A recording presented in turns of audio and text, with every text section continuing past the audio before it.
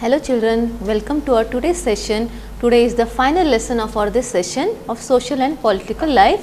Today we will be seeing lesson number 9, urban livelihoods.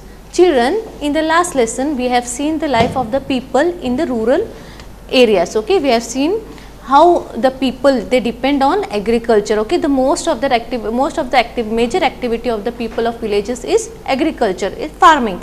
But apart from farming also they do many other non-farming activities, right?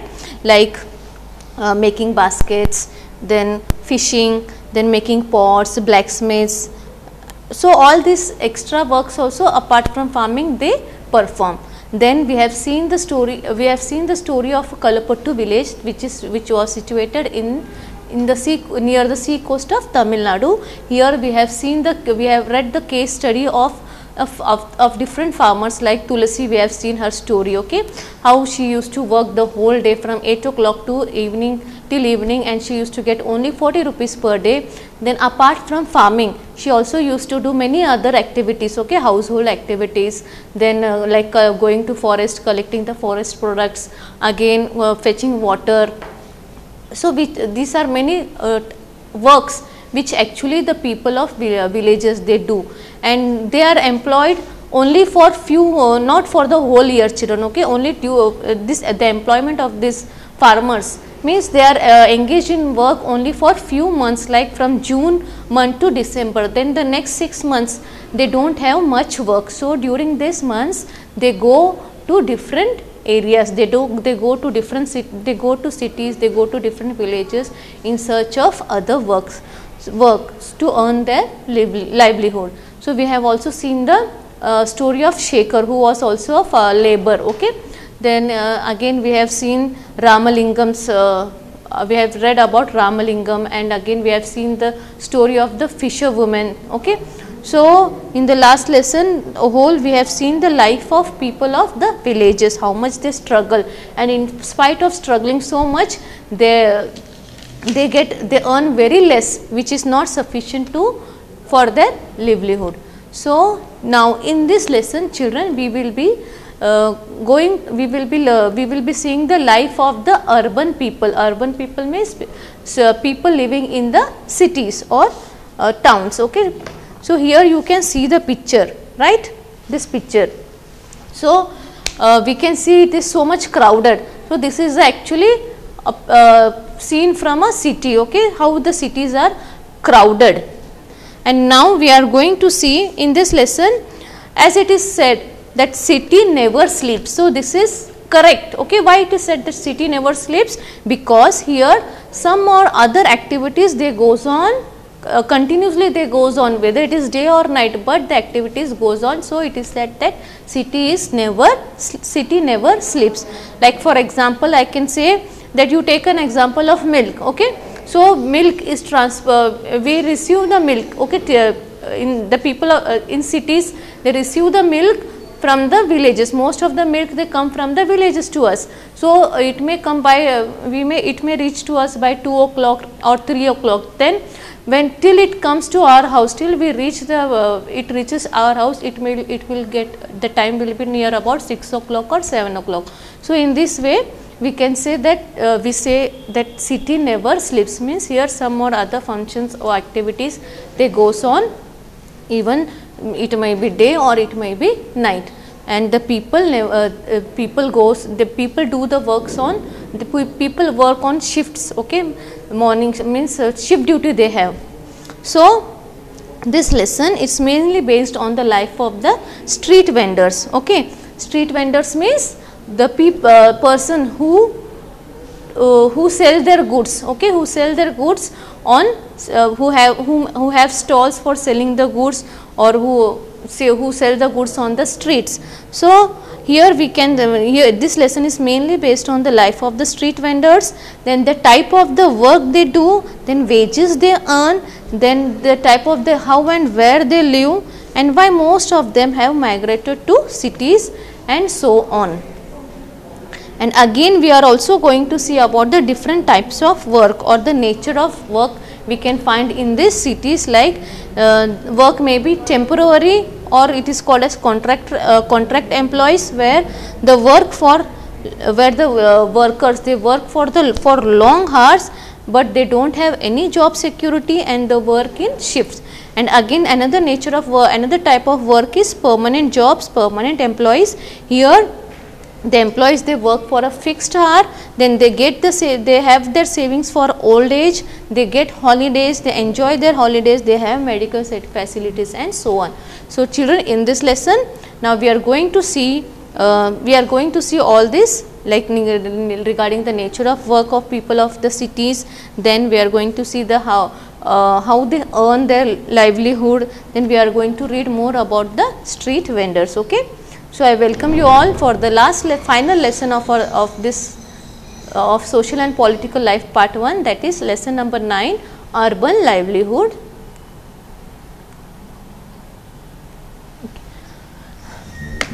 There are more than 5,000 towns and 27 big cities in India. Okay children.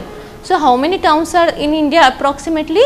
There are more than 5,000 towns and 27 big cities in India. Big cities like Chennai, Mumbai, Delhi, Kolkata, etc.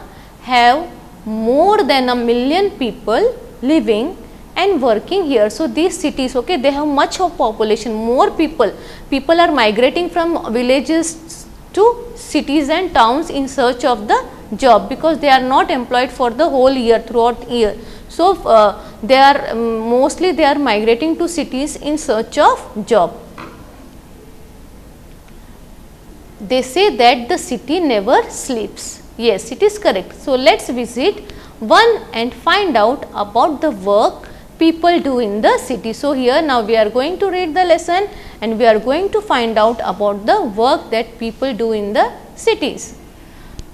Next we are going to find out, are they employed by someone or are they self-employed, means whether they work on in some other offices under someone else, or they are self-employed, means they are having their own business.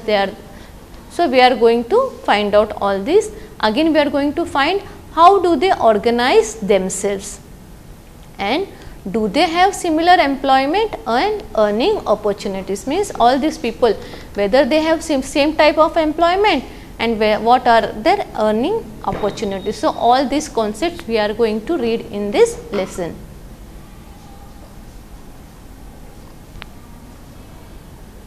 Working on the street. So as I have told you, in this lesson we will be reading more about the street vendors. So street vendors means the person who works on the streets, who have stalls, okay, street hawkers.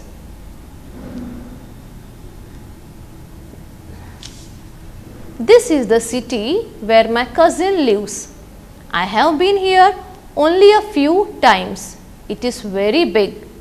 Once when I came here, my cousin took me around. So here what the writer is saying, that this is the city where my cousin lives. So the writer she came to visit her cousin's city. It is very big. Once when I came here, my cousin took me around.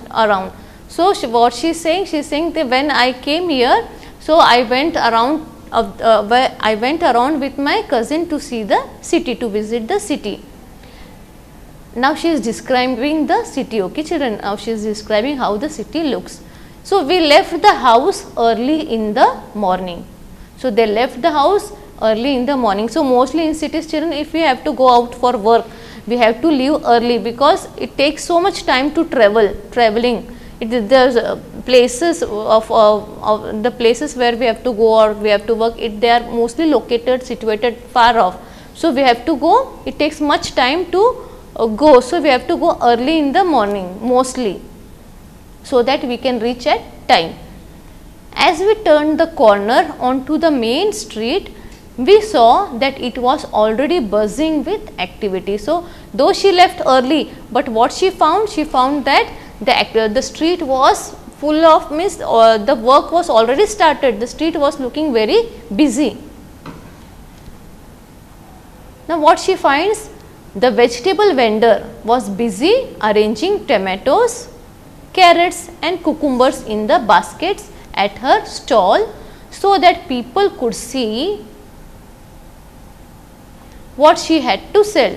So, what she is saying, that the vegetable vendor, okay, the vegetable vendor is arranging tomatoes, okay, carrots in her stall so that it attracts the people, right, so that people could see what she had to sell. Then next to her stall was a lovely colorful one that sold all kinds of flowers. So, one was the vegetable vendor, and next to that vegetable vendor there was another shop with colorful flowers. We bought a red rose and a yellow rose. So, she is saying that from that flower shop we have bought a red rose and a yellow rose. On the pavement opposite, we saw a person selling newspapers with a small crowd of people around him. So, again, apart from that, apart from the flower stall of flower, there is a newspaper stall also where the people are crowded to read the newspaper. Everyone wanted to read the news. Buses whizzed past and there were auto rickshaws filled with school children. Means the roads were so busy, the roads were busy with buses and rickshaws. Nearby under a tree, a cobbler sat taking his tools and materials out of a small tin box. So, what she saw? She saw that the roads were filled with buses and auto rickshaws. It was crowded, the roads were crowded with all traffic, okay. And again there was a cobbler who was sitting under a tree, okay, with his tools and materials. Then next to him, the roadside barber had begun his work. Next to the cobbler there was also a barber who started with his work. He already had a customer who wanted an early morning shave. So, means what she wants to convey the message that the activities in the cities, they start in the early morning, okay. People are so much busy. A little way down the road, a woman was pushing along a cart with all kinds of plastic bottles, boxes, hairpins, clips, etc. Okay. Then she saw that a woman, she was pushing a cart, and in that cart there were different kinds of plastic bottles, boxes and clips, etc.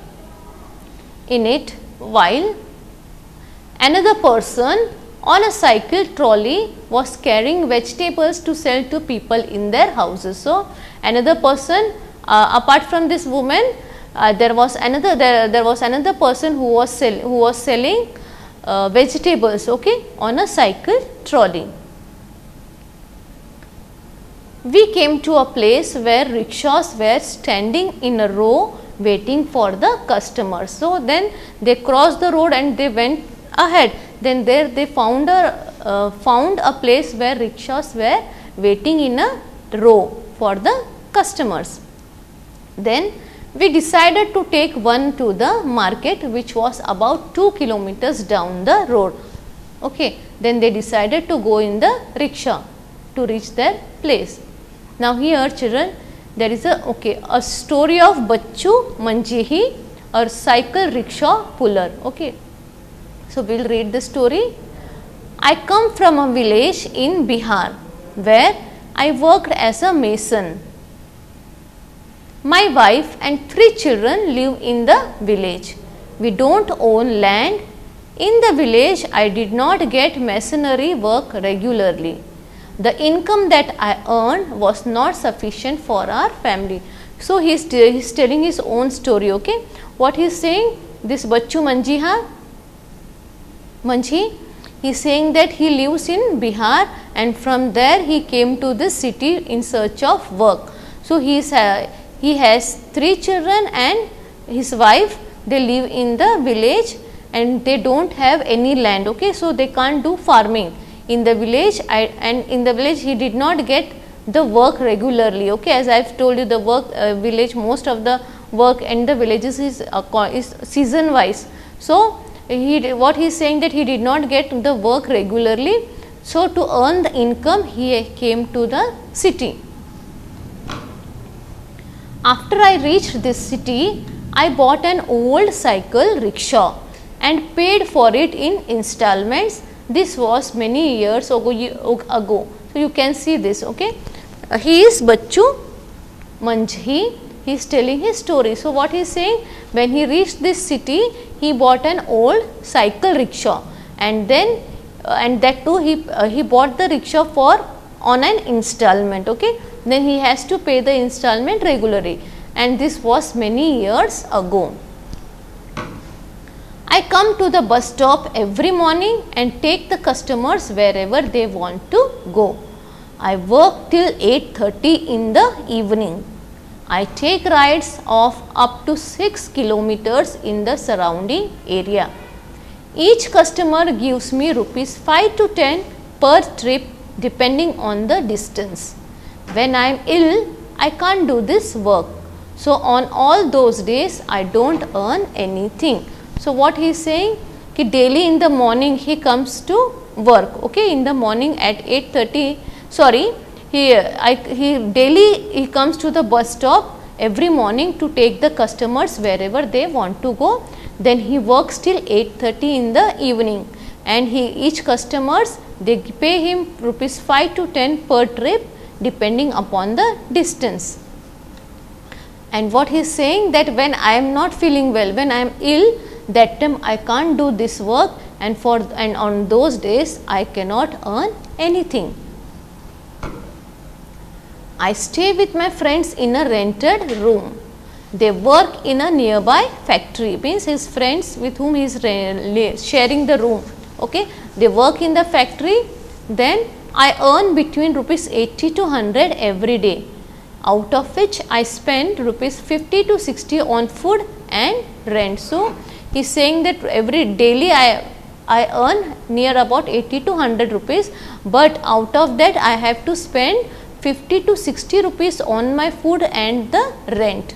So the rest, whatever money is left, that I have to save for my family. Again, I visit my village 2 or 3 times a year to see my family. Though my family survives on the money I send, my wife also earns from the agricultural work that she gets once in a while. So what he is saying, that he visits his village, okay, he visits his family 2 or 3 times in a year, and then his family, they whole and soul they depend upon his income, okay. But still his wife also goes to work in the agriculture whenever she gets a chance.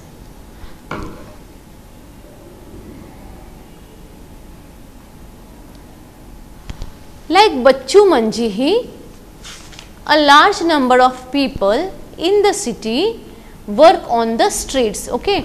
So like him, like this rickshaw, like this Bachchu Manjhi, there are large number of people who work in the city on the streets. So in a survey of Ahmedabad city, it was found that 12% of the workers in the city were people working on the street. They sometimes sell things, or they repair them, or provide a service. So what, according to a survey, okay, of Allahabad, it came to notice that near about 12% of the workers of the city, they are the street hawkers, okay. Means they work in the city where they work on the street. Almost 12% of the people, of the workers, they work on the street. And what work they do? They either sell some things, or they repair some things and provide a service, and provide us the service. They work on their own, okay. There is nobody to guide, or they don't work under someone else. So they work on their own. They are not employed by anyone, and therefore they have to organize their own work. They have to plan how much to purchase, as well as where and how to set up their shops. Means these people, they don't get any advices, okay. Nobody is there to advise them, to guide them. they work on their own. Wherever they want, they can they go to work. Okay, they work, they organize the things, they bring the things, they purchase the things, then they sell them. So they are themselves, they are the organizers. They have to plan, they themselves they plan how much they have to purchase and how much they have to sell to set their shops. So their shops are usually temporary in structure. Sometimes just some boards or papers spread over discarded boxes, or maybe a canvas sheet hung up on a few poles. They may also use their own carts or simply a plastic sheet spread on the pavement.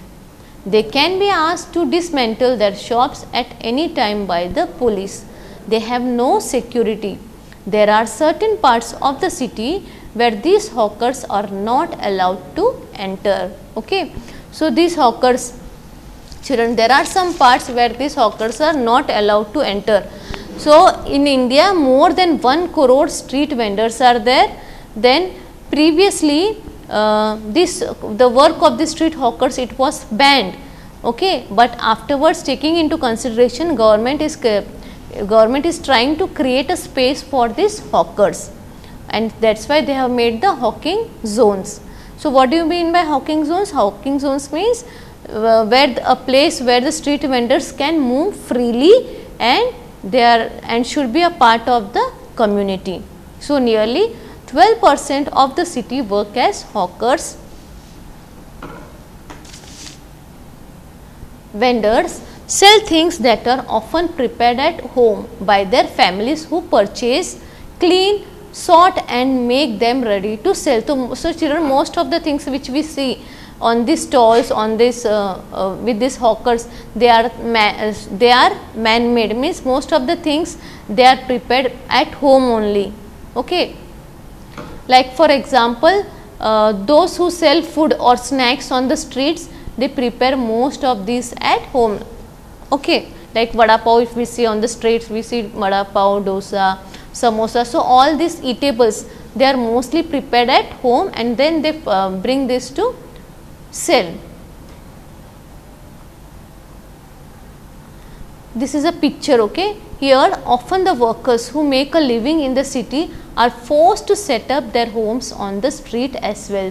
So these hawkers, children, they don't have proper homes to live. Most of them live, they share the room with other workers and they have to pay the rent for it, and many of the workers, they have the homes on the streets like this. Okay. So below is a space where several workers leave their belongings.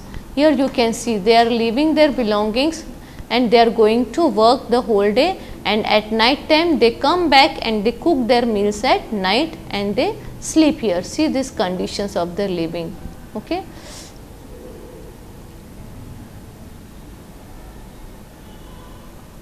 There are almost 1 crore street vendors in our country working in urban areas. Street vending was still recently looked upon only as an obstruction to traffic and to people walking.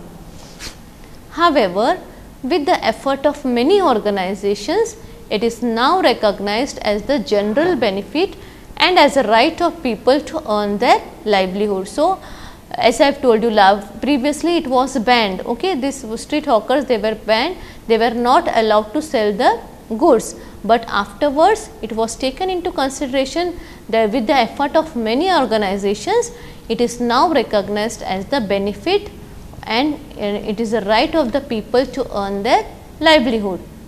Even the government is thinking about modifying the law that banned the street vendors, so that they have a place to work and there is also free flow of traffic and people. So government is trying to do modification. Okay, government is trying to do modification of the law, and it is they are allowing these people to work with free flow of traffic, and means traffic jam should not be there. So they are trying to do the modifications of this work.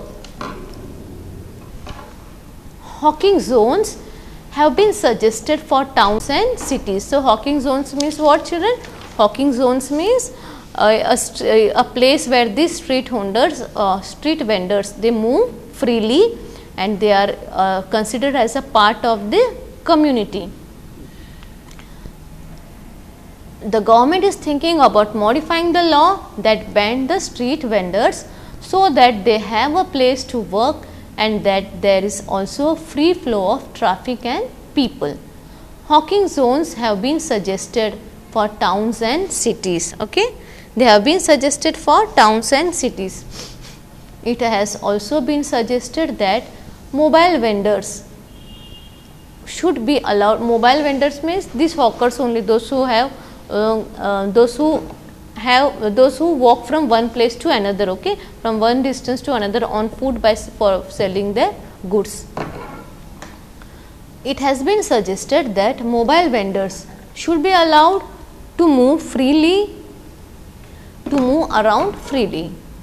Hawkers need to be a part of committees that are set up to take these and other decisions related to them. So, what the government has modified their these laws, they tried to ban the modified the law that banned the street vendors. Then hawking zones have been made which have been suggested for towns and cities. Again, it also has been suggested that the mobile vendors should be allowed to move freely anywhere around. Hawkers need to be a part of the committees that are set up to take these and other decisions relating to them. Now, we will go to next topic, in the market. So, when we reach, so now when these people, okay, when they reached the market, now we are going to see the situation in the market, okay, what is the situation in the market. So, when we reached the market, the shops were just beginning to open. So, when these two girls they reached the market, the shops were just beginning, okay, they were just beginning to open. But the place was already crowded because of the festival season. So, as it was a festival season, so the shops were already crowded, okay, the place was already crowded with people. There were rows and rows of shops selling sweets, toys, clothes, footwear, utensils, electronic goods, etc. There was a dentist clinic also at one end. So, what they are seeing? They are seeing that the roads were fully crowded as it was a festival season. Again, there were rows and rows of shops which were selling different types of varieties of sweets, toys, clothes, footwears and utensils. So, there was a dentist clinic also at the end of this market. So, children, now we will conclude our lesson, okay. We will be continuing our lesson in the next session. Till then, meet you. Bye. Thank you.